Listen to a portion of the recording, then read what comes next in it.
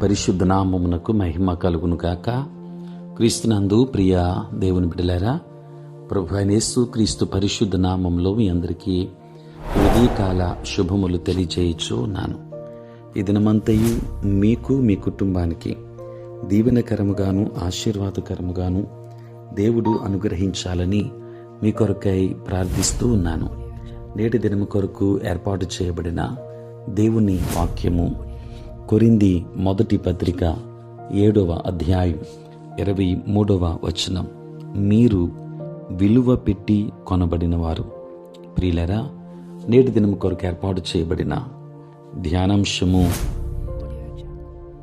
దేవుని సొత్తు. ప్రియులరా, యజమానిగా ఉండటం అనేది గొప్ప అనుభూతి. అది ఎల్లప్పుడూ సంతృప్తికరంగా ఉండదు, కానీ తరచుగా అది ఎంతో కాలముగా మనస్సులో ఉండి ఇన్నాళ్లకు తీరిన కోరికై ఉంటుంది. మనం సొంతం చేసుకోవాలనుకున్న ఒక వస్తువును ఏదో షాపులో చూస్తాం, పొదుపు చేస్తాం, అపేక్షిస్తాం, దాన్ని ఆశిస్తాం. అది మన చేతుల్లో, మన ఇంటిలో ఉన్నట్లు మనం ఊహించుకుంటాం. చివరికి మనం దాన్ని కొని ఇంటికి తీసుకుని వచ్చి అందరికీ ప్రస్ఫుటముగా కనిపించే చోట దానిని నిలుపుతాం. ప్రియులారా, క్రీస్తు మనల్ని కొన్నాడు. ఆయన మన కోసం ఆశగా ఎదురు చూశాడు. మన స్థానం ఎలా ఉండాలో ఆలోచన చేశాడు, వెల చెల్లించాడు. మనలను ఆయన సొంతం చేసుకున్నాడు, మనల్ని ఆయన సంపాదించుకున్నాడు. ప్రియులరా, మనము ఆయన సొత్తు. ఆయన మనకు ఏదైనా ఆజ్ఞాపించిన ప్రతిసారి ఆ సంబంధాన్ని తెంచుకోవాలని పోరాడి గొడవలు పడవచ్చు, లేదా మన సమస్తాన్ని ఆయనకు అర్పించడం, ఆ తరువాత ఆయన సమస్తాన్ని మనకు విడుదల చేయడం జరగవచ్చు. ఒకటి జరగకుండా మరొకటి జరగదు. ప్రియులారా, క్రీస్తుకు ప్రతిష్ఠించుకోవడం అనేది మనల్ని పాపపు దాస్యము నుండి విముక్తుల్ని చేసి ఆయన సొత్తుగా ఉండటంలోని ఆశీర్వాదాలన్నిటినీ మనకు విడుదల చేస్తుంది. దేవుని బిడ్డలారా, ఆనందముగా క్రీస్తుకు సేవ చేయడానికి, వేదనతో పాపానికి దాసులుగా ఉండటానికి మధ్య వ్యత్యాసం మనం తీసుకుంటే నిర్ణయంలోనే ఉంది. దేవుడే యజమాని అన్న వాస్తవానికి తొలి ప్రతిస్పందన ఆ సత్యాన్ని పదే పదే మన నోట పలకడమే. ప్రియులారా, నేను ఆయన వాడను, లేక నేను ఆయన దానను, ఆయన నా యజమాని, నేను క్రీస్తుకు చెందిన వాడను, లేక క్రీస్తుకు చెందిన దానను.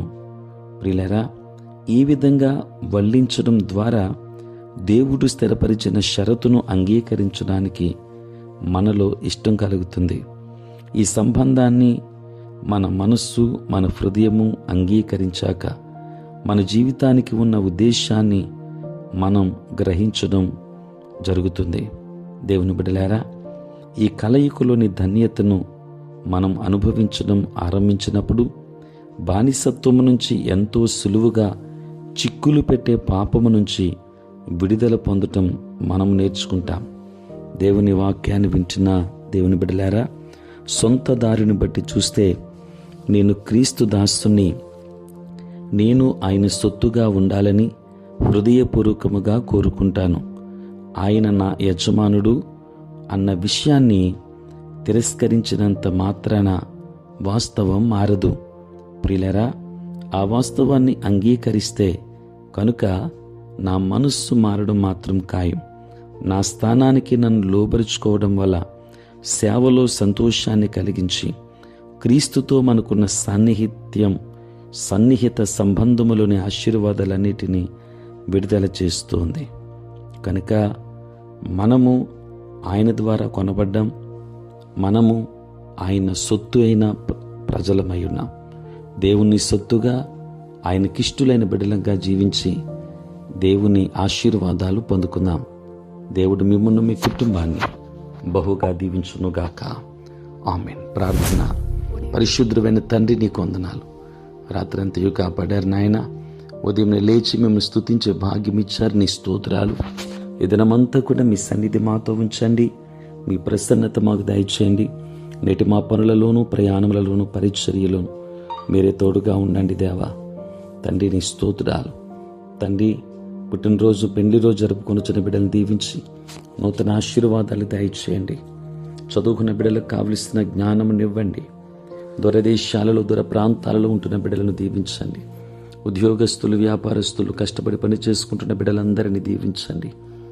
ఈ సేవ పరిచర్య చేస్తున్న తండ్రి, ప్రతి సేవకుని తండ్రి మీరు ఆశీర్వదించుమని మీ సన్నిధిలో ప్రార్థిస్తున్నాను.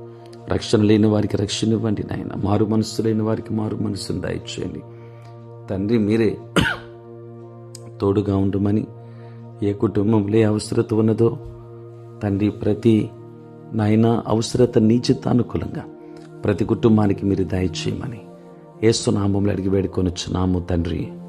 ఆమేన్. తండ్రి, కుమార, పరిశుద్ధాత్మ త్రియేక దేవుని దీవెన సదా మీకును మీ కుటుంబానికి తోడై ఉండును గాక.